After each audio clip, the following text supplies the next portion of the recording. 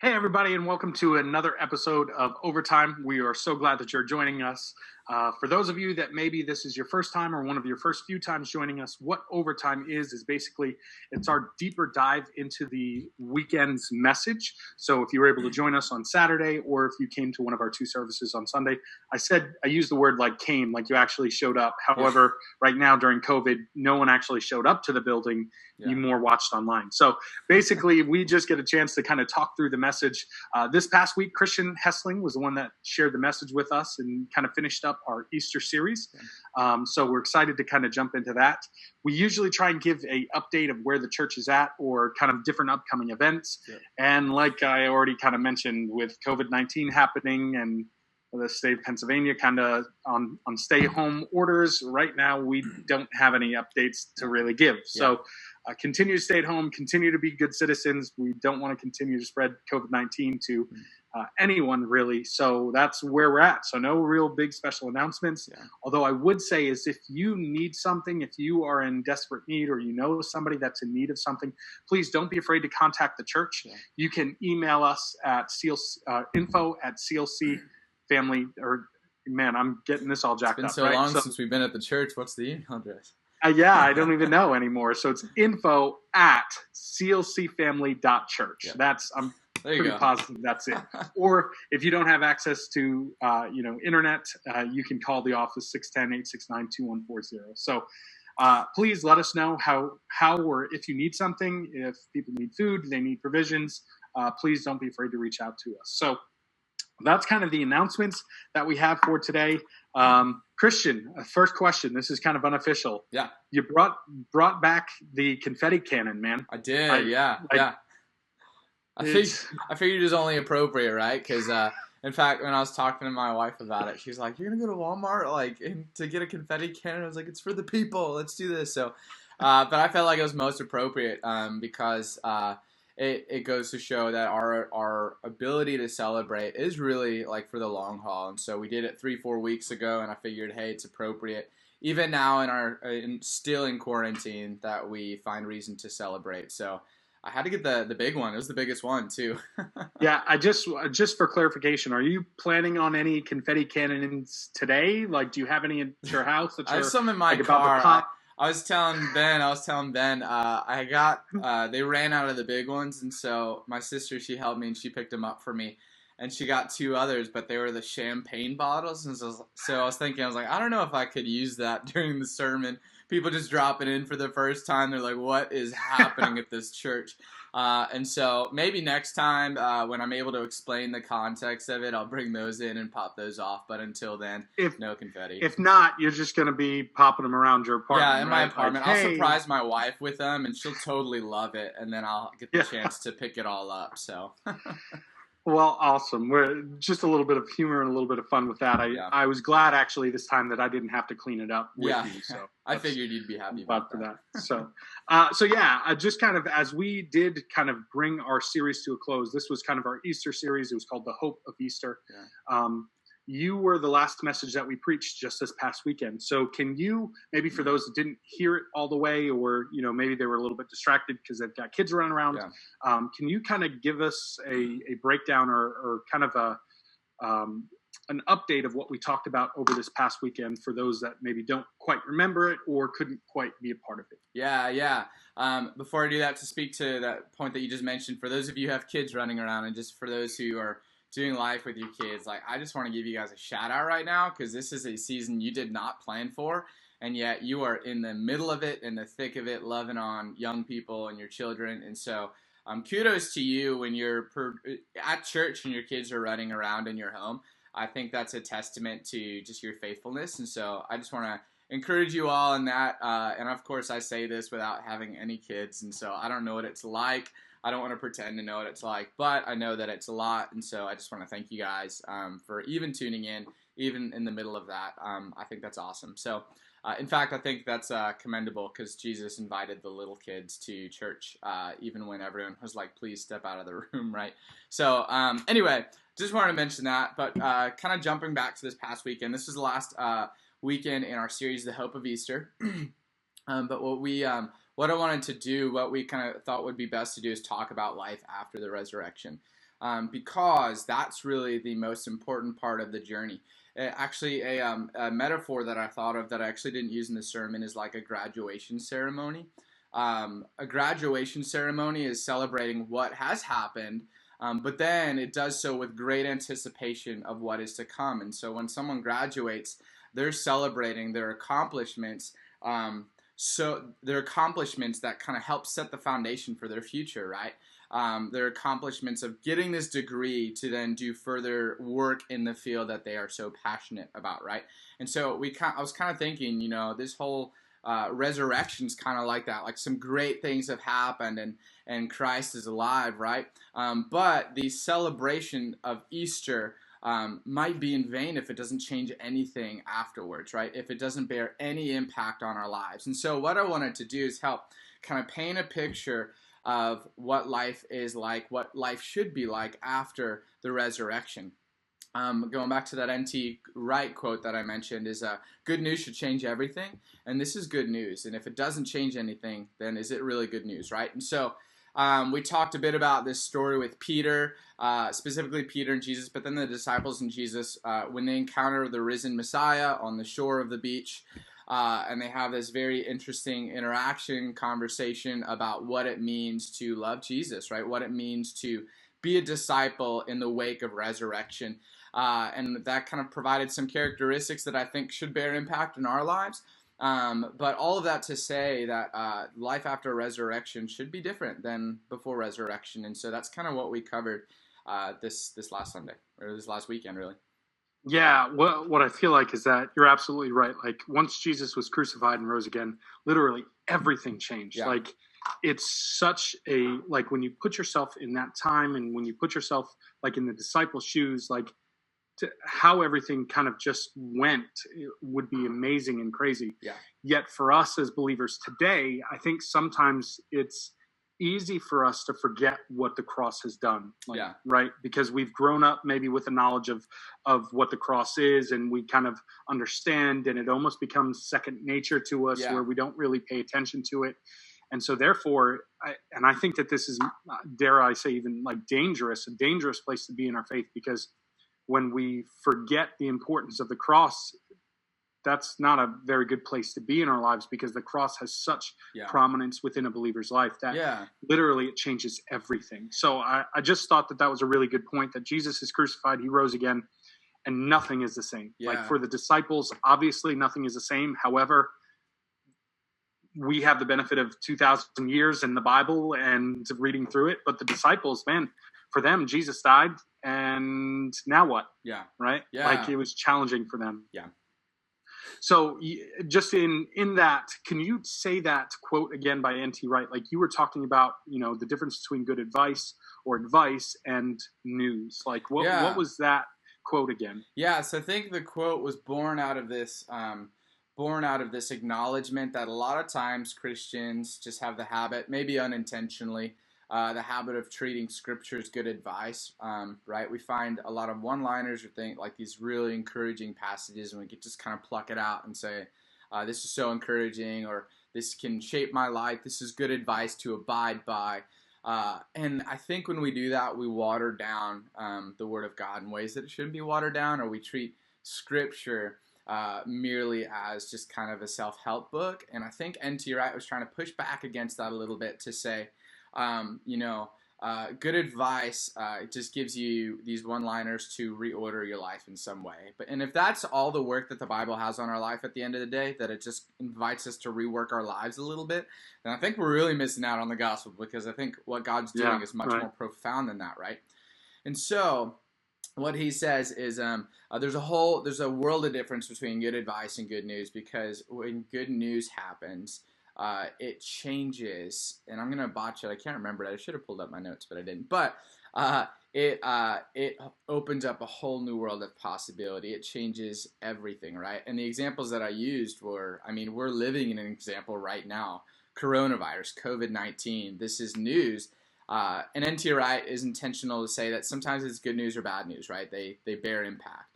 And so in this instance, COVID-19 is not great news. It's bad news. And it's changing absolutely everything. Life is not the same today as it was 6-7 weeks ago.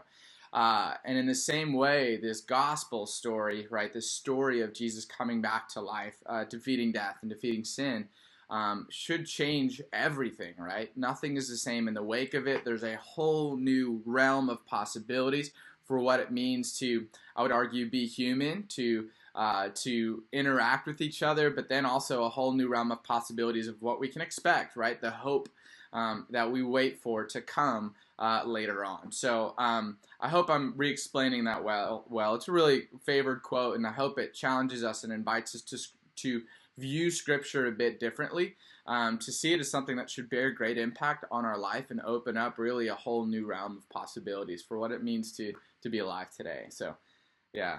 N.T. Wright's a really great guy. A lot of good quotes. Yeah, he's a really smart, wise man, like good theologian to read if you haven't read any of his stuff. He's really good. So one of the things I did want to kind of talk about, that I'm just kind of looking over my notes here, is that you talked about John 20, but then also the primary place where we were looking at was John 21. Yeah. So kind of main passages in John 21, and you talked about this, and kind of the end of chapter 20 sounds like a really good tying up of the book of John, right? Like, so it sounds like really good.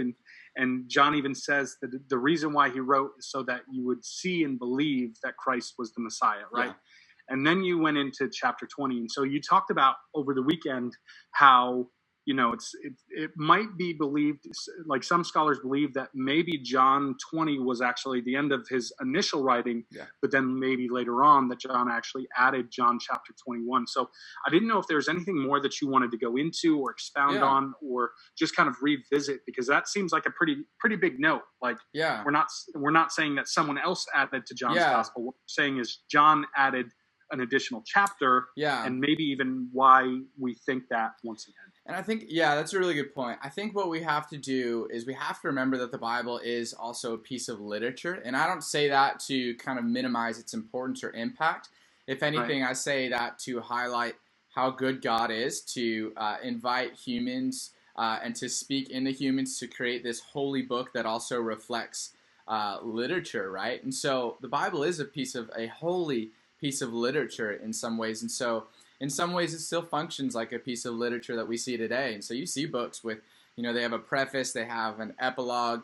Some of them have letters from the authors. I guess our whole book is a letter from the author, right? And so really, it's normal in some ways for this book to function as literature because it was written by man, right? Man inspired by God.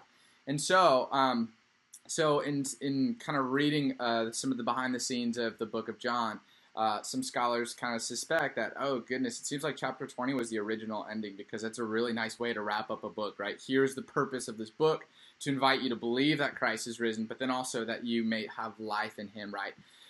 And then it adds on this other chapter 21, which kind of doesn't feel like a natural ending for a book because he goes back into these stories, and then it's really funny. I didn't get to this passage, but at the very end of 21, other books kind of wrap up differently in the Gospels, but at the very end of 21, what the verse is, John's writing, he's like, and there were so many other works that Jesus did that, all the books in the world couldn't fit them, and then that's like kind of it, which is like a really weird ending. So I feel like he added this on, and then again, remember, John's trying to point to evidence, right? He's trying to help invite people to consider that these events really did happen, and so it makes sense that he adds on some more stories, which he does in 21, to validate his claim that Jesus is alive. But then it's even funnier when he's like, okay, I should like end the epilogue now. And at the last verse, he's like, and there's like so many other things he did, like all the books in the world couldn't hold it. So I'm going to end my book now because it's silly. Like it would be hard to include all of these things that Jesus did, right? And so if anything, I think the epilogue just kind of reinforces his earlier claim or desire or purpose of the book to make, to help people believe that, man, these events really did happen. Here's some accounts of it. And I invite you to believe, not for the sake of believing, but I invite you to believe so that you can participate in having life to the fullest. And so I think, if anything, John 21 supports that a lot. And once again, we just get a beautiful picture about how God uses people and uses kind of literature in its full glory to bring about his own glory. And I just think that's it speaks a lot about who God is how he's willing to use people like us to communicate the word of God. So I just thought that was pretty cool. I want to read, just in case there's any of our listeners that haven't actually read the end of John. I want to read John 21 verses 25, and this is what Christian's talking to. It's just, I don't know, it seems so funny. This is what he said. He said, Jesus did many other things as well. If every one of them were written down, I suppose that even the whole world would not have room for the books that would be written. Yeah, that's it. And that's how he signs off his letter. Like, see you later. Like, it's pretty abrupt. There's a lot more. It's like really abrupt, and it's not as natural as the ending of chapter 20, right? You read chapter 20, you're like, what a great book. And then you're like, oh, wait, there's another chapter. So, it's just super interesting. It's almost like people were going, dude, you didn't say this or this or this or this. And he's like, all right, look, here's the deal. Okay, this one's pretty important. I probably should have added that. But also, there's a ton of other things that are going on there. So, can't contain them in all the ways. I don't know. That's really at least how I read into it. So anyway, kind of with the background of 20 and then 21, I guess bring us to where we're at with the disciples. So we're kind of jumping into this story in chapter 21. Jesus is crucified, but then he shows himself to the believers twice. Yeah. And so then the disciples go, all right, let's go back to fishing, right? So they go back, and we know that at least 4 of the disciples were from the Sea of Galilee and were fishermen. Yeah. That's what their trade was, their craft. Yeah. And so they go back to fishing, and I don't know, this is a little bit presumption. So this is me asking a question, knowing full well that you can't really answer it specifically for them, but maybe give us an idea. What do you think the disciples are thinking? Like, what's their state of mind at this point as they've seen Jesus, like saw him crucified, was rejected, but yet they've seen him once or twice, and now they're going back to fishing. Like it seems like this is a place of confusion. How would you kind of label where they're at? I'll be honest. Yeah, that's a good question. I'll be honest. I kind of wrestle with that a little bit because, I feel like if I were a disciple in the first century and I saw Jesus alive, like I'd want to kind of hang out with him. Like I don't know if I would want to leave or go back to any normalcy. Because you were dead and now you're alive, so you must be God. So I'm gonna hang out with God for a bit. Right? Like he's the only person I know that came back from the dead. Yeah. So except for Lazarus, but Jesus did that. Yeah. So I'm gonna hang out with him. Yeah. So I was kind of wrestling with what's going on there? I can't remember, and I should have reread this. I think in John 20 verse 10. I think Gary preached on that last week. It mentions there that they all went home. And I can't remember if it's because Jesus invited them to go home and said, I'll give you further instruction. I think I remember reading something similar to that, perhaps, that they were waiting. That it was kind of a period of limbo where Jesus is alive, but he's going to make his way to Galilee to kind of give them further instruction. So I don't know if they're just kind of waiting, if they were adhering to previous instructions. I should probably check that out at some point just to confirm that. But they were kind of waiting. And, what do you do when you're waiting? You do the only thing you know how to do. Let's just fish. Let's be productive. Let's try and make a couple bucks while we're waiting for Jesus to give us instruction. So, yeah, it's interesting. Yeah, so I don't know how I'd respond if I were in that situation. I don't know. Yeah, I do think that, to your point, it's just what do we do? So, if we've had this big encounter with God, or we're expecting something from God, like at some point, the reality is, and I guess what I'm thinking is that, if we've been following Jesus for a certain amount of time, we may have experienced these hills and valleys, right? Yeah. Like these hills where we have these incredible, maybe even mountaintop experiences with God, where God is doing incredible things in our lives and things are awesome. And then you've also probably experienced the valleys where it's like, man, God, where are you? I can't really feel you. I don't know what you're doing. Like, I don't know why you would allow this. But in both of those cases, what tends to happen is that we as humans, we go back to what we know, right? Like, it's almost unsustainable, this mountaintop experience or this valley experience, because what happens is that there's an ebb and flow of life. Yeah. Now, the Bible does talk about being able to go from glory to glory to glory with Christ. Yeah. But at least my experience, and I don't know, maybe I'm missing something in that, understanding that verse, but in my experience is that as a human, my emotions ebb and flow all the time. Yeah. So I'm excited and then I'm down. And so I think it's interesting to just see the disciples who just experienced, their leader, somebody that they loved, that they cared for 3 years, being crucified and then brought back to life, and then confusion of going, what does this mean? How do we go about our lives? To, well, let's just do what we know to do. And so they go back to that. But I also think it's it's pretty interesting to see the excitement of Peter, and we'll get to that in the end. Just the fact that he's willing to jump out of the boat, like there's an eagerness there to be with the Lord. So, and I appreciate going back to what you said too, because that was actually one point that I was hoping to make in the sermon, never got to. Is this idea of like we live in this tension of like this incredible thing has happened, but we're waiting for God to finish the job, right? And you're talking about how life is a series of ebb and flows of emotions, of hills and valleys, of glory upon glory, right? And I think one thing that we have to continuously adjust is our expectations of what that'll look like.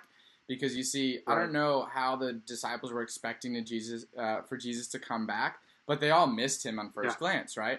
And so I think like those glories to glories could be like there's something glorious about feeding the widow or feeding the person that's hungry, right? There's something glorious about serving those who are marginalized and caring for the sick and needy. And sometimes I just think we expect these glories to be moments to be something circumstantial that goes on in our lives that's good, right? Or something that we would consider a blessing. But sometimes I think we have to adjust our expectations for what it means to be a faithful people in living in the tension of God's already done his work, but he has not yet completed it. And so I wanted to make a comment about like faith and why something else that characterizes the life after the resurrection is just a life of ongoing faith. And so what I wrote in my notes is faith is like when you don't get it, when you don't feel it, and even when you don't want to respond to it, faith is saying, I will. Like there's sometimes seasons in life where you won't get God. There's seasons in life where you don't want to, where you feel like you don't want to follow what God's inviting you to do. When you don't understand what it is that God's doing, and faith is simply responding with I will, even if I don't want to, even if I don't feel it, even if I don't get it. Because, as Ben said, our feelings will ebb and flow. That's very normal in life. So let's normalize that, but let's try and exercise faith in the middle of that and just saying, I will. Like, I don't want to right now, but I will, right? And I think that is, in sum, like what it means to pursue Jesus. Because we see what happens here is Jesus is telling Peter, you're going to die, and this is how you're going to die. But it's going to be for your faithfulness. And so I can imagine there were probably, like this campfire moment or this charcoal fire moment was probably like a high in Peter's life, right? That he's redeemed and restored. However, after that, he probably has a lot of low moments too. And he knows he's going to die in this manner, but he still says, I will, and he still follows Christ all the way through to the end. And I think that's what life, like fortunately, none of us have to look forward to being persecuted in that manner where we lose our lives for our faith. Like most all of us will not experience that. However, it doesn't mean we won't go through difficulties in life. And to think that our lives will be good always after the resurrection, I think is a little silly because God still invites us to be restorers in a broken world. And sometimes that means we have to enter the brokenness and enter it ourselves. And so all that to say, I think that's good. I think our faith should never be dependent on our feelings, our circumstances, our ability to understand what God is doing. And I think our faith is just a matter of saying, I will, against anything else. And I think that's a big component of what it means to be a disciple after the resurrection. So I just thought I'd speak to that point. Yeah, no, I think that's really good because I think the reality is that if, I'll say it this way, and hopefully this doesn't sound offensive, if you're living for Christ, if you're living out being a disciple, living for Christ is difficult. Like it's hard, it's challenging.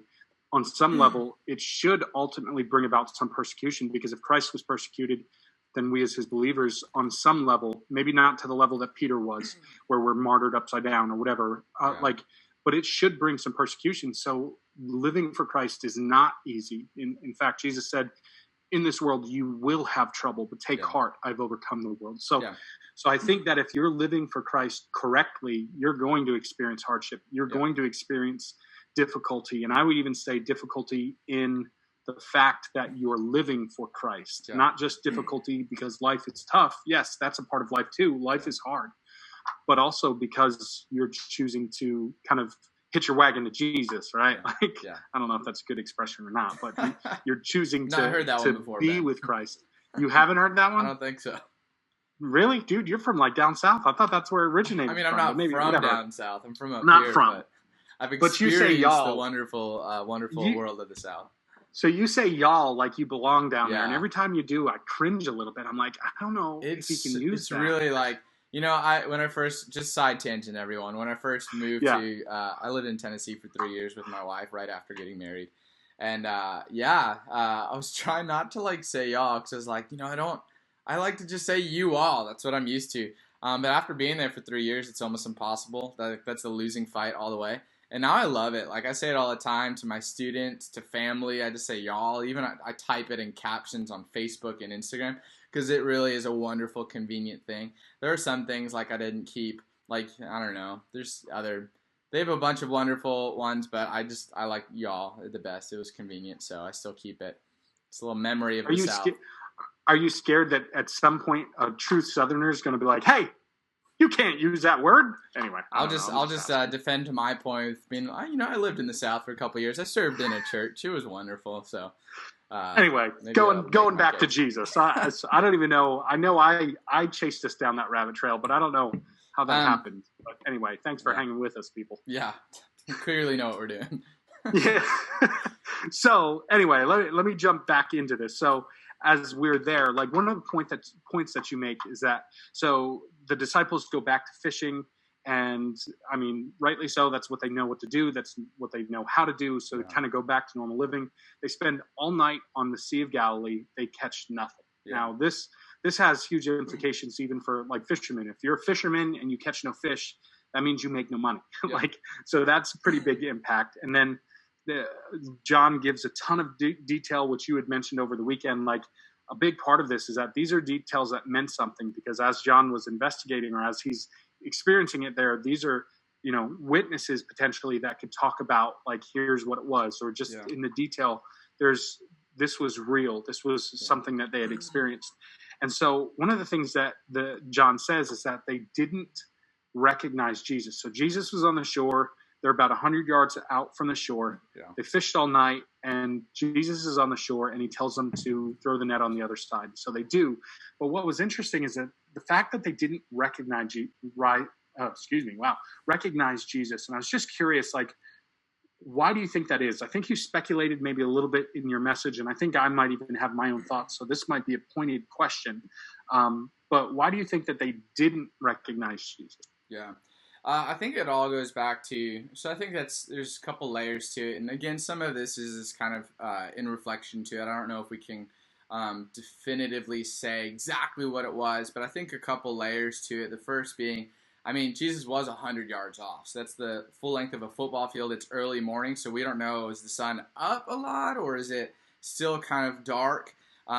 Is there mist on the water, which kind of made it cloudy, right? So there are some of those kind of speculative ideas that we have, like, what did the scene actually look like in real person? And is it actually possible to see Jesus from that distance?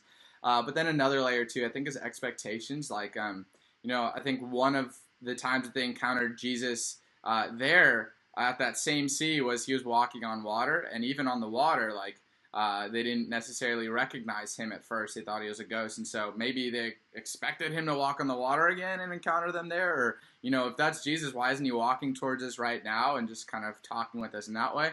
So I think part of it has to do with expectations and how we expect God to reveal himself. And newsflash, I think a lot of times God reveals himself in ways that we do not expect. Going back to the beginning of the series, he entered the city on a donkey, and then he entered the world as a baby. And so Jesus is really good at showing up on the scene in ways that just kind of baffle people and confuse people. And so I think we have to modify our own expectations to be prepared for God to reveal himself in those ways. And so I think those are kind of like the two reasons that I was thinking of, is like, one, again, the scene, what did the scene actually look like at that point in time?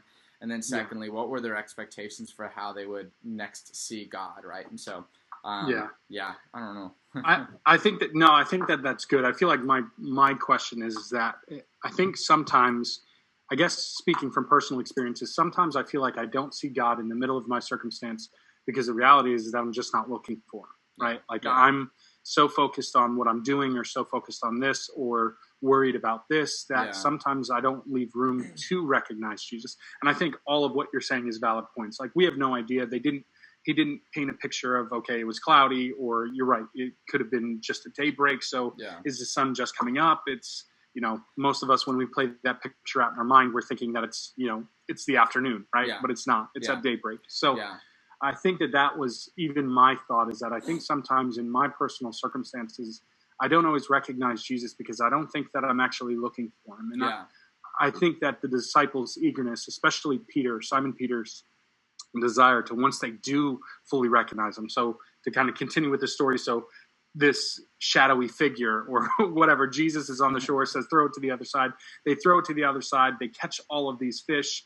And then John and Simon Peter have this dialogue, and they say it's Jesus. And Peter's like tying his outer cloak on his waist, and he's jumping in, like swimming 100 yards to see Jesus. So it shows an eagerness there that the second that it connected, that it clicked, that, man, that's Jesus. And it wasn't just because, well, I guess it was because of the fish, but then it was the understanding of going, man, who else have we seen do this before? Like, who else can control the natural and the supernatural? And it's only Jesus. And so I just think it's pretty awesome there. And I guess for me, in that, I guess my own mini message that I hear within the message is that I really do need to try and look for Jesus in all circumstances, in all situations, because I think he's there to be found. It's just my desire or eagerness or willingness to look for him. And that's a really good point. To add on that, I think a lot of times, and I've been guilty of this, we associate God with good circumstances. And so when life is great, we might give God the credit, but then when life gets bad, we're like, where are you, God? What are you doing? But we forget that God is the God that brings life out of death. And in order for us to sometimes experience that life, we have to experience the pains of it. And so I think when we are in very difficult circumstances, I think God is actually so close to us and very present in the midst of it. But we have to tune our minds to thinking that God is actually there, because if we don't, then we won't see him. And so I think even in painful situations, you can find moments, like, for example, this quarantine. It really stinks, and it's very easy to kind of chalk it all up and say, God's not here, God's not doing anything. But look a bit more closely and see that actually God is doing some wonderful things. Like, families are connecting in different ways for the first time, ever, right? And then the church is doing church in a new way. And so God's very much in the midst of it. We just have to tune our minds to see it. I was talking to somebody the other day that works in kind of a crisis line. They work for one of the counties. And basically, one of the things that was interesting that they had said is that they said from actually the stay-home order, they have seen a ton less, and it wasn't like statistics. They didn't give me statistics, but they've seen a ton less like teenage suicides in the last month or so than they have in the past. So like even that, like I just heard that and thought, wow, man, that's pretty amazing. Is that families are actually connecting. Maybe some of the students, children, youth, whatever it is, are actually maybe getting some of the attention that they so need or they're looking for. And so I just thought that was interesting, that it's like, wow, maybe there's something really good going on within our country right now. That just the fact that they've seen a whole lot less suicides and call for suicides and things like that I just thought was interesting. That I just think it backs up the point that you're making, is that God is working behind the scenes in both the good and the bad. He can use them both for his glory. However, it's hard to think that God is using something bad to bring him glory. We want to see him in just the good. And that's why the hope of Easter is so important, right? That's what the series was called, is hope is this idea that we are holding on to a promise for a future glory, right? Or something good in the future. And so that is a discipline as Christians, is our ability. It's a discipline that we need to cultivate, is our ability to hold on to hope in the ebbs and flows of life. When life is great, but then when life is bad, not if life gets bad, but when it does get bad, to hold on to this future hope that we have, that God has done a great work already, but God still will complete this great work one day. And so that's what it means to have hope of Easter. Yeah.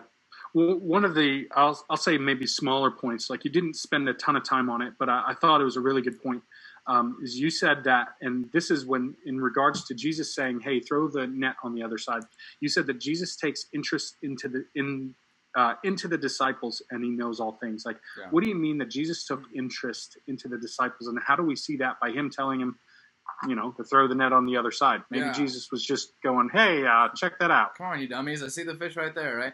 I think we have to remember that one of my favorite authors, Andrew Root, he writes a lot of stuff like on youth ministry and theology. He wrote this. He was talking about how we only what we know about God is only because God has revealed it to us in some way.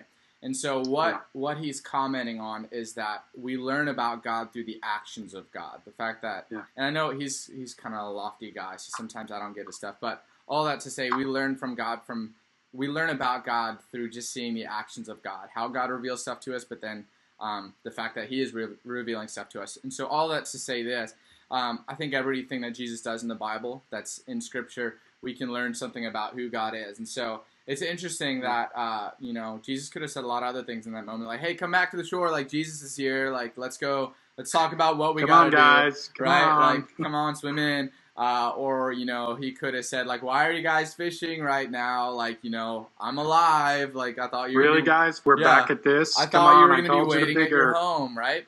Because that's what he does. Like, when he first calls the disciples, I think some of them are fishing, right? And so it's almost like a second calling of the disciples. But before he even gets to that, he's like, hey, just try the other side, right? And so he takes interest in their passions. He takes interest in what they're doing, right? And I just think that reflects that God is so interested in us and so wanting to love us, right? And so he cares for them in this moment. He cares for perhaps what you might identify as a need for them, takes interest in them and helps them out. And then you see this great abundance of fish, which I think is just merely a reflection of the abundance of God, how God's overflowing with good gifts, right? And so I just think it's interesting in this moment that Jesus does take interest in them and then shares his abundance with them. I think we can learn a lot about who God is just in that small moment of him inviting them to throw the net to the other side. So, yeah. Yeah, I thought that was a really good point because I think that is the truth. That is the reality, that Jesus does care for us. Like the fact that he knows the very number of hairs that are on our head is kind of crazy. Yeah. And for me right now during COVID, it's a lot more than normal. Mine's short, or at least man. the hairs are longer. But anyway. We need to start like a hashtag of like, I don't know, buzzed head or something like that where all the guys just buzz their hair. Ladies, you can join too if you want. Completely your decision though. Yeah. So so I thought that was a really good point that you made, that Jesus does take interest into the disciples. And so it clicks. They recognize Jesus. Peter jumps in, swims 100 yards, gets there. And Jesus has got a fish fry going on, right? He's got the fillet of fish sitting there, or he tells them to bring the fish over, and he's got bread. This is pretty interesting because it's not only Jesus cares for the needs of his disciples, on a spiritual level, but also on the physical level, right? He's actually partaking a meal with them because they have needs, and he's there to break bread and to fellowship with them. And that's something one another. And that's something that we see him do in his whole ministry, right? He he'll heal people and then say you're forgiven, and so he's caring for them spiritually. Right. But a big component of life after the resurrection is that we're caring for people, not only spiritually, but what are their needs and how can we speak to those needs? And so here Jesus is feeding his friends after a long night of just not catching fish, right? And so I think that's just another testimony of who God is and then how it is that we should be living after the resurrection. So let's care for people's needs as we pray that they would see, the love of God, not only through God, but through us, right? And sometimes them seeing the love of God is just by our creating breakfast on the shore, right? And so, And I think it's interesting, it's compounded by, when you think of, I'm assuming here, but think of the emotional stress maybe that the disciples have been under, or at least this crazy season that they find themselves in, right? They're probably confused and not sure what's going on. They've seen Jesus, but they don't really know where Jesus is. He's shown up twice, but he was dead, but he's alive, and then they're spending all night fishing, but they don't have any luck.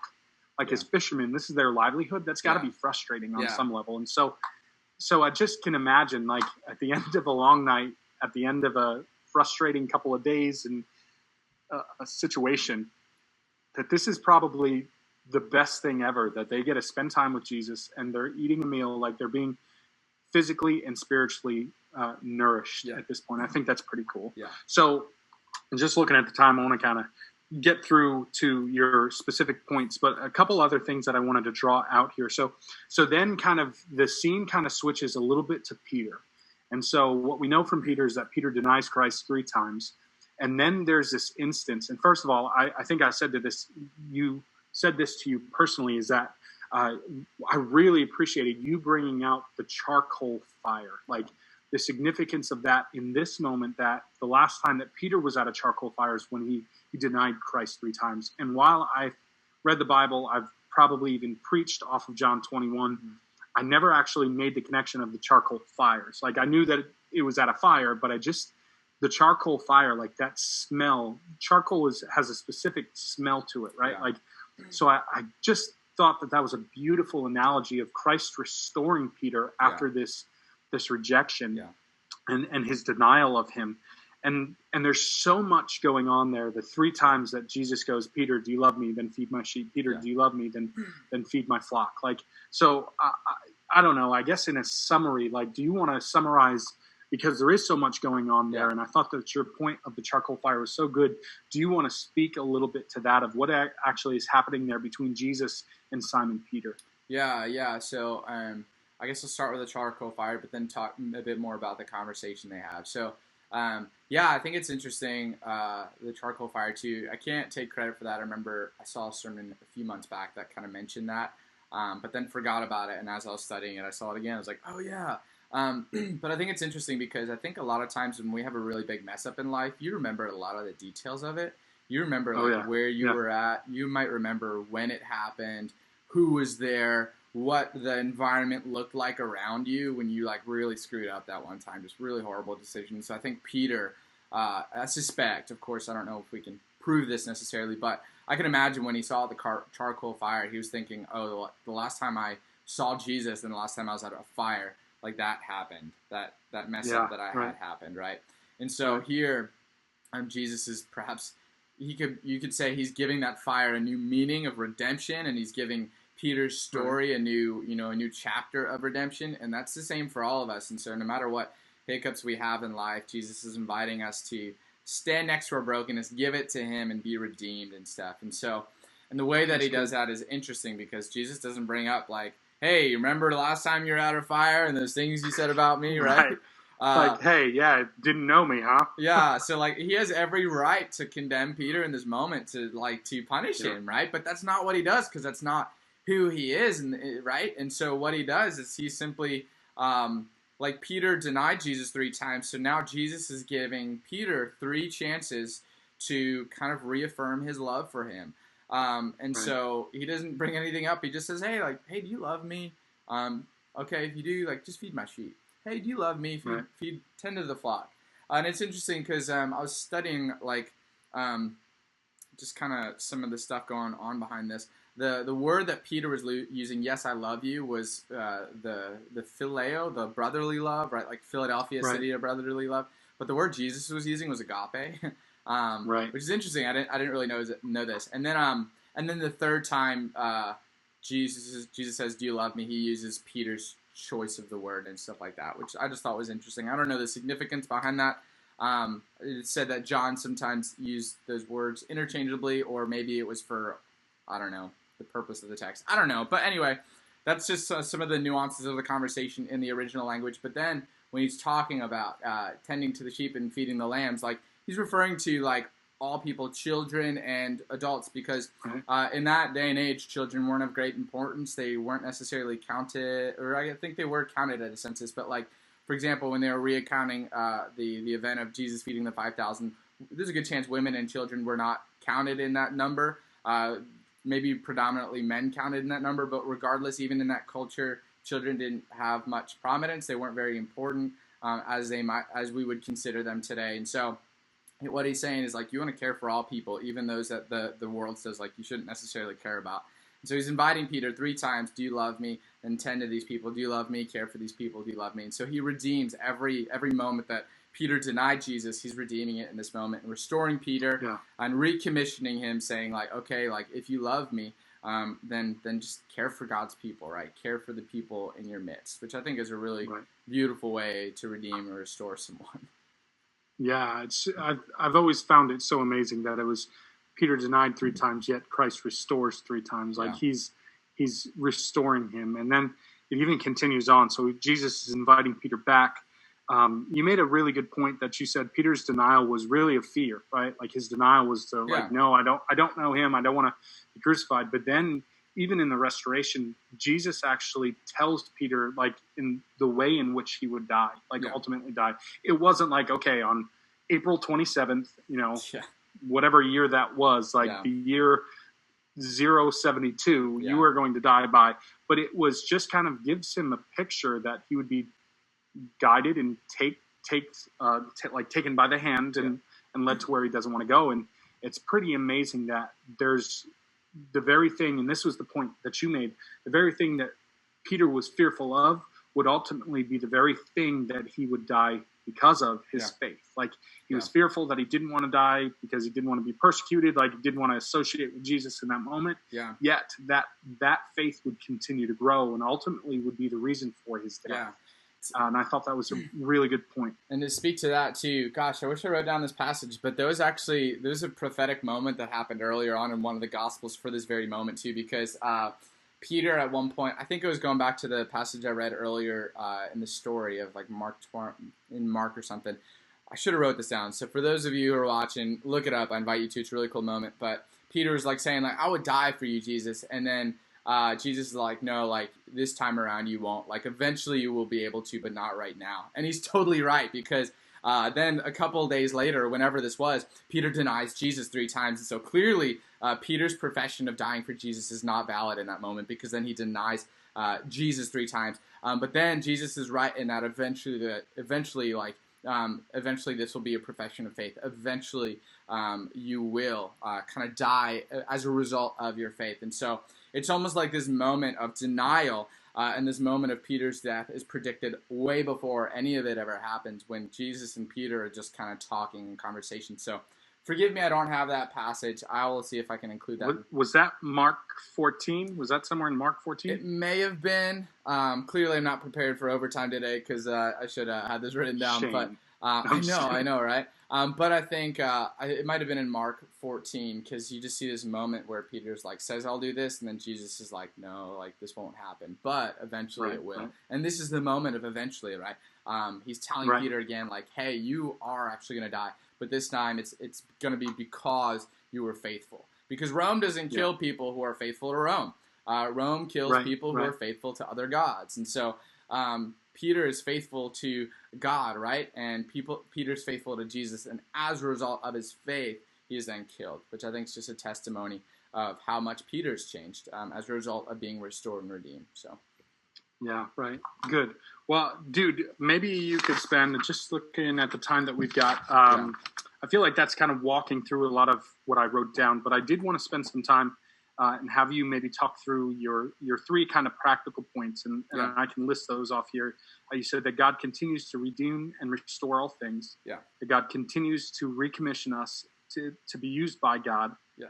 And that God invites us to follow. So I didn't know if there's any deeper dive that you wanted to do within those 3 practical kind of points, like as believers, and living in light of the resurrection. Like, how do we actually, what does it look like to be people of hope after the resurrection? Here's 3 kind of really big points. And I didn't know if there was a deeper dive or anything that you wanted to bring up specifically about those. I'll reiterate some of what I said previously, then I'll add a couple of things. It's all about life after resurrection. Again, we mentioned earlier that if this doesn't change anything, then it's not good news. But if it is good news, then it should be changing everything, right? And C.S. Lewis even writes a bit about that. Like, if this is really good, then nothing should be the same. There's no in-between here. It's either everything has changed or nothing has changed, right? And so if we believe this to be good news, then we believe a few things are true, right? Like, God does redeem and restore us, and it's a continuous process that he invites us into, being redeemed and restored. He recommissions us, and so the way I like to kind of think about it is God's given us all gifts and passions and talents and things that we're passionate about. And I think a lot of times when we have those things, those gifts, those passions, that's because God put them there in some way. And so God's inviting us to bring about restoration to a broken world using those gifts that he's given us, right?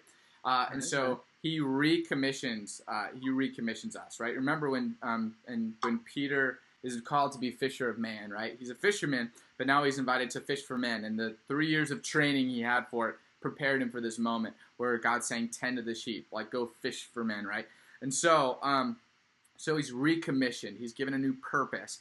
This is like an invitation to live in this way in this time. After resurrection, you are given a purpose now, something to do with your time in this time. And so he's recommissioned. And so I always like to think of those three things. They're always a continual process. Right. I don't think it's like a one defining moment necessarily. Like I think God's always redeeming and restoring us and recommissioning us, giving us that purpose. But then the last thing is really important. Jesus invites Peter to follow. Now it's interesting to note in early times the term Christian, the way it came about is, and I know Ben, you probably know this, it was a derogatory term when it first came about. People were called Christians because it actually meant little Christ. And they said that because people were acting the same way Jesus did. And Jesus was hanging out with the poor. Jesus was serving the outcast. Jesus was doing these incredible things, right? And so people got the name because of how they were living. No one, they didn't declare it themselves. They didn't say, I'm a Christian. People said, no, you're a Christian because you look just like that Christ guy. And so I think it's important because people were known for their faith by how they lived, right? Right. People were known to be Christ followers because they looked just like him. They acted in the same way that Christ would. And I think that's just a stark contrast to how things are today. A lot of times people take on the name, but man, some people, they just don't look like, they don't make effort to, or they just don't reflect the life of Christ. And I don't say that to throw shade or anything. I'm just saying it's just a reality today. You can see people, not wanting anything to do with Christianity because people bear the name of Christ, but they don't look anything like him, right? And so there's an important component that if we want to be like truly identified as Christian in the first century term, our lives should reflect Christ, right? And so, and there's a couple of reasons why this is important, right? It's impossible to believe that this is true, in my opinion, and I think Scripture points to this. I really think it's impossible to truly believe that this is important and that this is real without letting it bear any impact on our lives. And I can't remember the name of the book that I was reading, but it talked about your concrete actions in life, the way you live your life, are your beliefs. And so we can't divorce our beliefs and how it is that we live our lives. And I say all that not to make people feel guilty, because I remember being in high school, I wrestled with like legalism a lot. Like I'd think, gosh, like I screwed up today. God doesn't love me. I have to work harder and kind of pick myself up and just try better, right? And I don't think that's another form of slavery that I don't think Jesus is inviting us into. But rather, I think he's just inviting us to come to the fire and let his love transform us, right? When we realize, gosh, how loved and cared we are, it becomes a lot easier to love others because we've experienced it, right? It becomes a lot easier to care for others. And then faith is loving others anyway, even though some seasons we might not feel those same things, and that's okay. And so I'm all over the place right now, but all that to say, like, if we do claim that this is good news, if we claim that it's real, and if we believe resurrection is true, then nothing should be the same.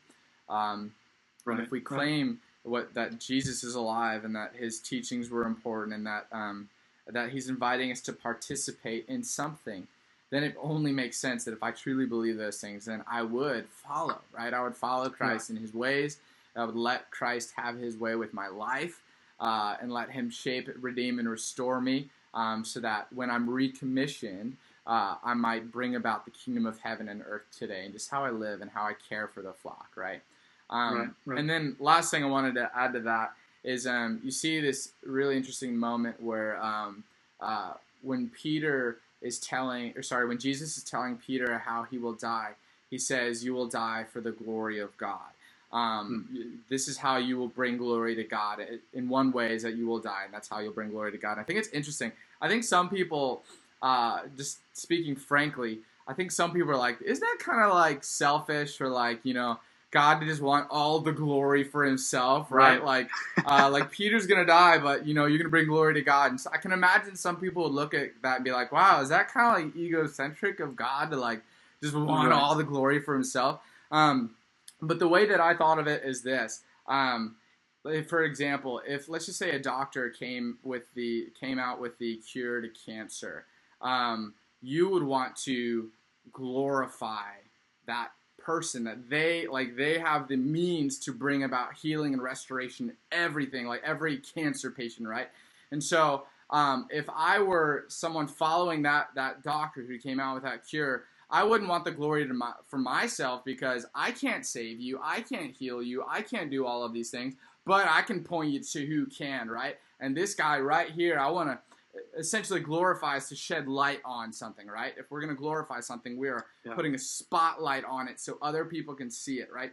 And so if I want to glorify, if I know of the cure to cancer, I'm not going to say like, come to me, check out me. No, I'm going to point you to the source and say, go to this guy. He has the means to bring about redemption and restoration in your life.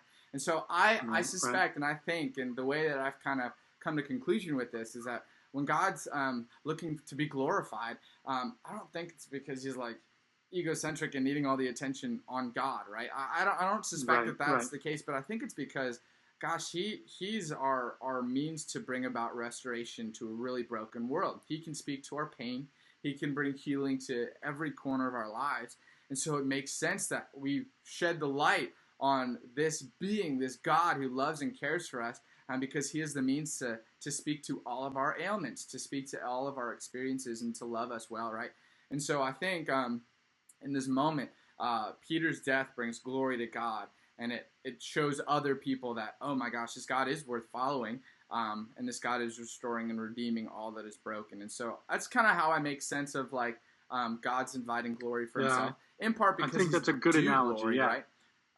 But yeah, so I hope that helps.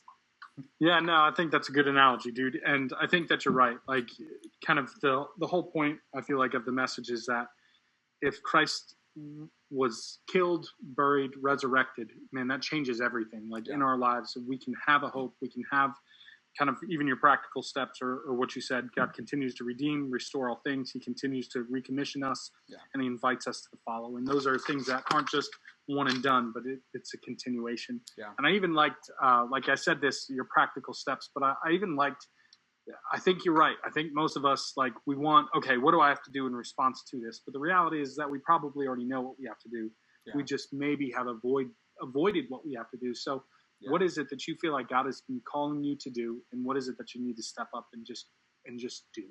And just go for it. So I liked your practical application for this week, and I guess what I'm saying is that I liked your practical application was that you didn't actually have an application. You said just do the steps necessary to follow Christ. Do that. I was like wrestling with it. I was like, so what do we tell them? Because like I feel like the last 5 weeks we've been inviting people to respond.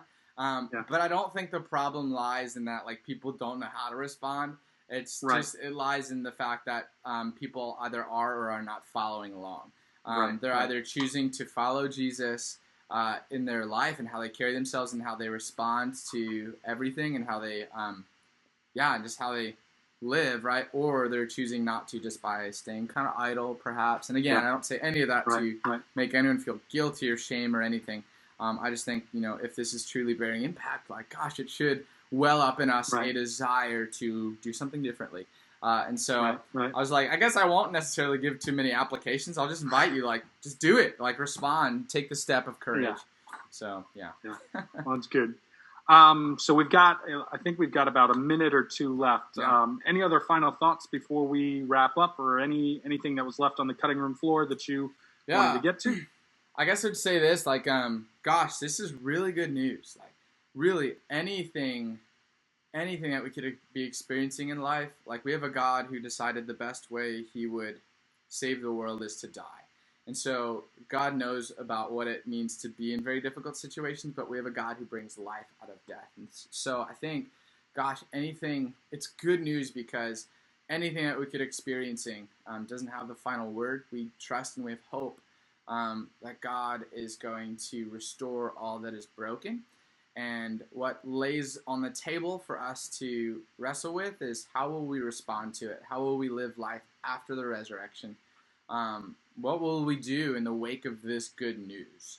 And so that decision's kind of up to us, and I think God's really inviting us into that, and He gives us opportunity to participate. And so the hope is that we'll just kind of be so loved by God that we're moved to love others and love God back. So I don't know. I guess it's a little bit of a reiteration, but I think that's kind of where we're at. Is we have a beautiful opportunity to participate with God and bringing heaven to earth. And so, and when you understand how good that is, you can't help but respond. Yeah. Well, then that is kind of all the time that we have. We want to say thank you guys for joining us, whether you're listening to us via podcast or you're watching us live on Facebook or YouTube. Please let us know if you have any questions. So you can ask us questions about the weekend services. You can ask us just general questions. You can email us at overtime@clcfamily.church. We'd love to be able to highlight those questions. Thanks for joining us. We appreciate it. Love you guys. Have a great week, and we will see you next week as we start a brand new series on Philippians. Woo! Y'all take care. Bye.